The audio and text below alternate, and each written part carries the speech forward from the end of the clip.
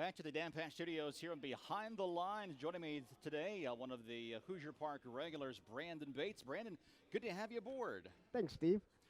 Brandon, of course, is a mainstay here at Hoosier Park, and he has agreed to come on board here this evening to chat a little bit, see what's going on with you, and we've got our racing fans involved as well, as they have submitted 8 or 9 or so questions as well. First of all, Brandon, let's find out who you are. Bates, that name to me is a Buckeye name coming from the state of Ohio. I know that there's quite a few folks with the last name of Bates in Ohio. Maybe not so much in Indiana. Where did you start? I grew up in a small town called Wilshire, Ohio. Wilshire, Ohio. And that's okay. in Van Wert County. That's where my most of my family is originally from, and they've branched out since then. Okay. And so other family members in the sport as well? Yeah, I've got a couple cousins. My father was, my grandfather, my uncle. It's kind of a little family thing. It's a family thing. Yeah. Harness racing is a family thing, and that's one thing I think that makes it so strong and so makes it so strong and lasts as long as it has.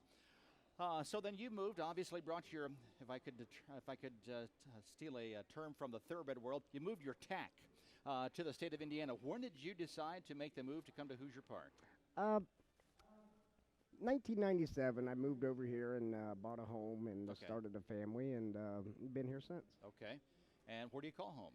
Monroe, Indiana. Monroe, Indiana. Yeah. Right on the corner of 69 and State Road 5. That's Warren. That's Warren. Yeah, well, that's where I train at. That's where you train, okay. Monroe's a little border town about 8 miles off the Ohio line. Gotcha. Just south of Fort Wayne, about a half an hour. Gotcha. So you got a little driving time when you come to to work every day. Yeah, a lot of it. All right. So as you're stabled in Warren, how many horses do you have there currently in the barn? Currently I have 5 in the barn. I have 8 total. I've got a couple other places right now, but 5 every day. Okay. All right. Very good. You talked a little bit about family. What does the family consist of? I understand you've got some boys. Yes, I have 2 boys and a daughter. Okay. My wife, Alicia. We have Howie. She's 22. She just graduated this past Thursday from Wright State University. Excellent. She's got a bachelor's degree in early elementary education. Gotcha. Sure. Hunter, he's a junior now at Wabash College. Yes. He played football and wrestled there. He's majoring in biology pre-med. And then my youngest son, Parker, is a senior in high school, and he's entertaining about 3 different offers to either play football, wrestle, or baseball. Wow, no kidding. That leads me into my next question. I know last year in the season of football, which would be in the fall, you disappeared on Fridays for quite some time, and I'm assuming that was because of your son playing football. Yeah, we took 14 Friday nights off in a row. We ended up 13-1 on the season. No kidding.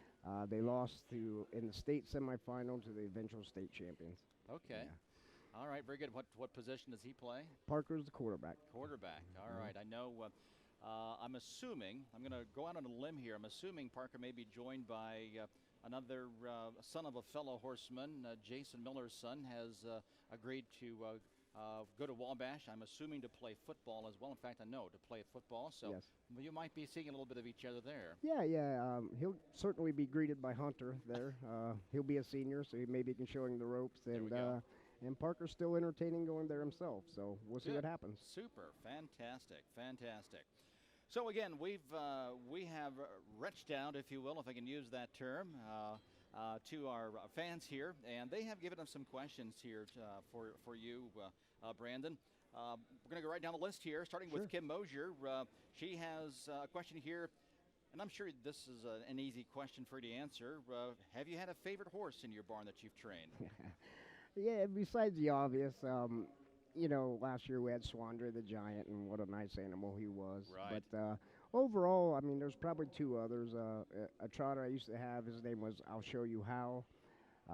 Just a nice horse to be around. We ended up riding him a lot. Really? And he raced a lot of years for us.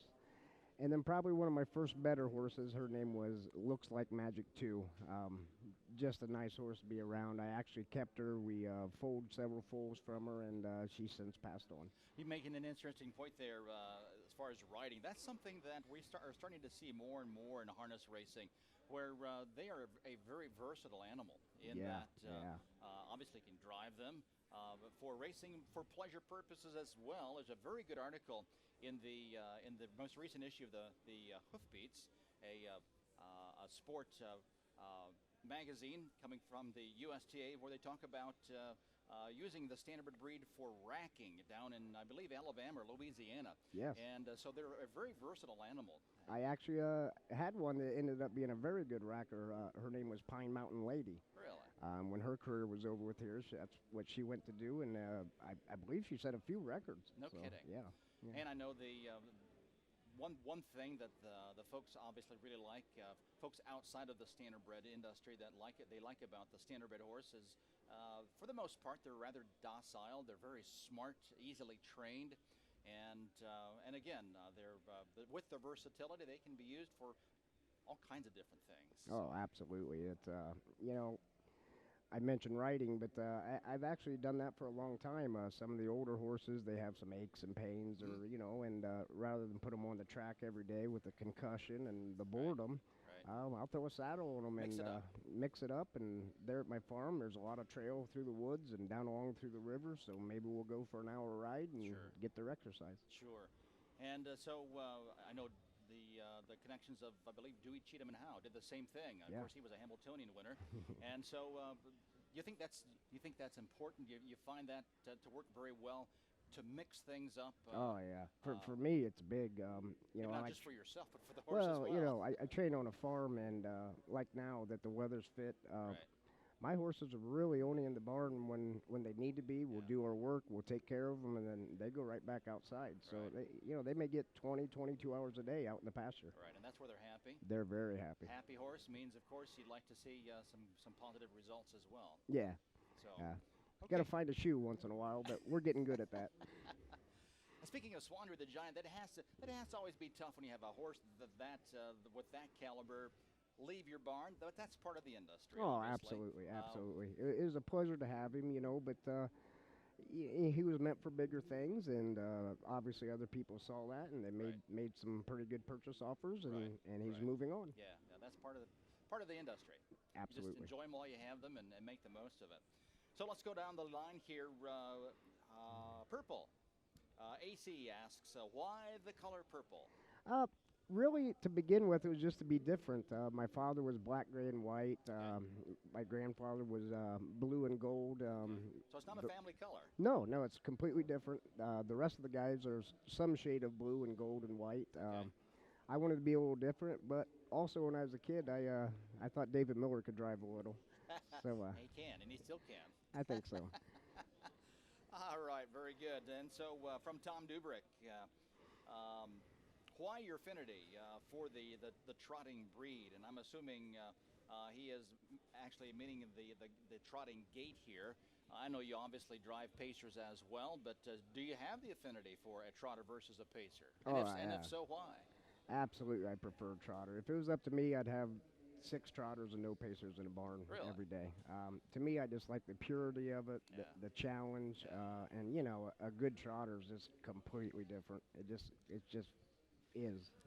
And more of a challenge, you think? Yeah, definitely more of a challenge, but I like that. Sure. So, yeah. I'll ask you the same question I asked Roger Welsh last week: trotting hobbles or no trotting hobbles? When needed. When needed. Yeah. And only if needed. Only if needed. If the horse tells you that we need the trotting hobbles just to give you that extra edge. Yep. Well, just a little bravery in their minds. So if they don't need them, we won't put them on. Right. Very good. So let's go to the next question here. Here's a good question from T. Jackson. Is there anything you would like to see changed concerning harness racing in Indiana? I mean, there's always several things. Everybody has a preference, but to me, I think the big thing I'd like to see if we can extend our season a little bit. Maybe start a little earlier, race a little longer. The facility's great here, and it's a shame that for 4 months a year we do nothing. So if we can make that happen, maybe we will. Of course, we're really regulated as far as the number of racing days at 160, a minimum of 160. So, so would you prefer actually racing more days or just reconfiguring maybe those 160 days? I would rather reconfigure. I think 160 is nice. So It's shorter good. shorter weeks. Yeah, yeah. I 4 think if days a we week. started, a few days at the beginning, a few days at the end, and maybe a full schedule in the summer. Um, any more than 160 days is going to be a little tough on our purse account. But Right. if we just stretch our season out a little early, a little late, I think we can make it, and we'll be all right. Okay, but one thing, obviously, facility-wise, there might have to be some adjustments made as well. You might remember last year, November, the snow was flying in Thanksgiving, Yeah. and this spring, as you're well aware of, it has been quite a roller coaster Oh. ride, and so that could have obviously put a lot of stress on the track crew here at Hoosier Park. Should we stretch out that? I'm not against it either. No, no, no. Yeah. 5 day.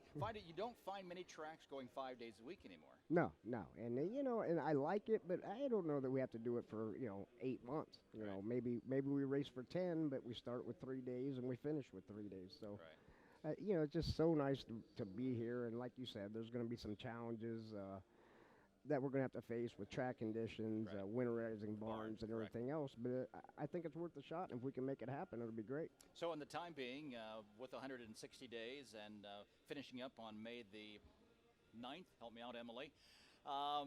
November the 9th. November November the 9th.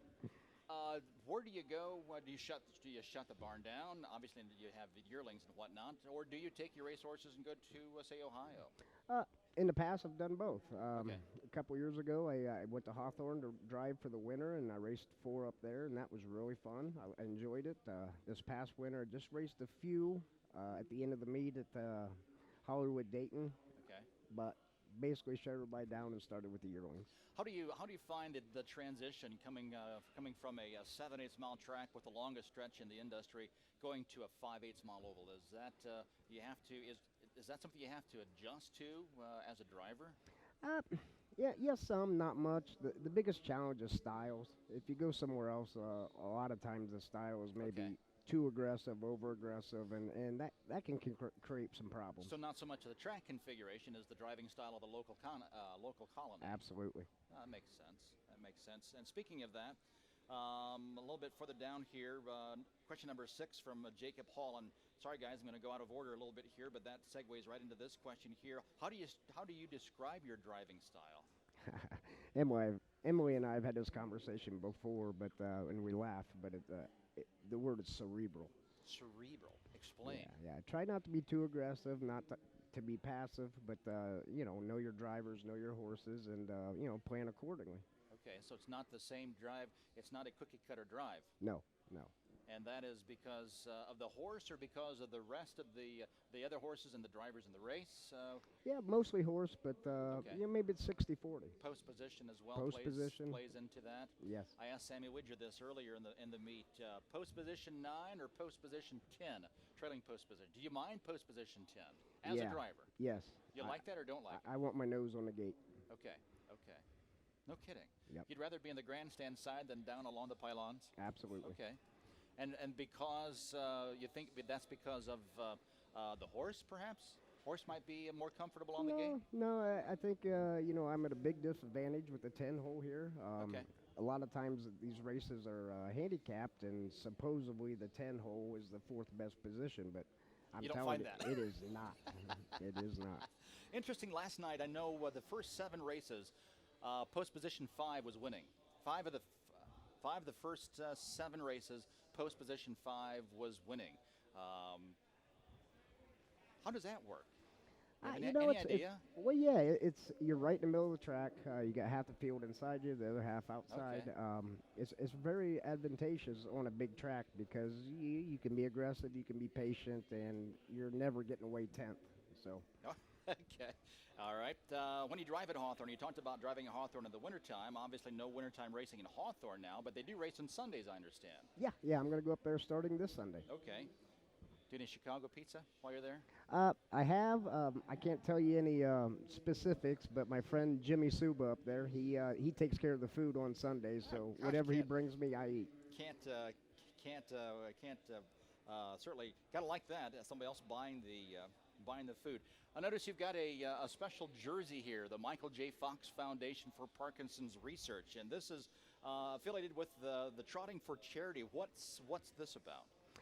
This was started last year by Ryan Macedano, and he comes from Trotcast.com. Okay. He started last year with 49 jerseys, and what happened is he contacted many people, and we'll donate like $100. That gets our charity started. They send us a jersey like this, Okay. and then our job is to wear them either racing or media events or out in the public, and then we'll get people to donate through a raffle. Um, for every $20 they donate, they'll give them a chance to win in that raffle, and at the end, when it's over with, I believe it's the 14th, 15th of next week. Okay. The winner will be drawn, and then this raffle will get mailed, or the shirt will get mailed to them. Okay. Very good. How do they get more information about this charity, or how do they get involved? Like my charity is the Michael J. Fox Foundation. You'll go to www.michaeljfox.org. Okay. Like I said, every time you donate 20, 20 bucks. every 20 is going to be another entry in the raffle. When you're done there, you're going to email your receipt to t4craffle@gmail.com, Okay. and that's going to give you a chance to win this. I understand. That Yeah. makes perfect And every sense. charity has their own website and location, but if you go to trottingforcharity.com, you can see all 71 jerseys, who's representing them, and then the proper information. And of course, this is not just Hoosier Park drivers, but nationwide. Yeah, continent-wide. Yeah, Continent-wide. All been right. in Canada and in America too. Cool. Very good. And this has just started last year in 2018. Yes, sir. So Yep. something new. So if you want more information, find Brandon here, or maybe stop by the marketing office here at Harrah's Hoosier and talk to Emily. I'm going to put her on the spot here, There we and go. she'll get you the information, get you hooked up with the right information as well. Well, as you can see, we've got horses on the track already, Brandon. It has been a pleasure. Thanks for joining us on Behind the Lines. And you've got, 9 drives this evening? I do. Best of luck. Thank you. All right.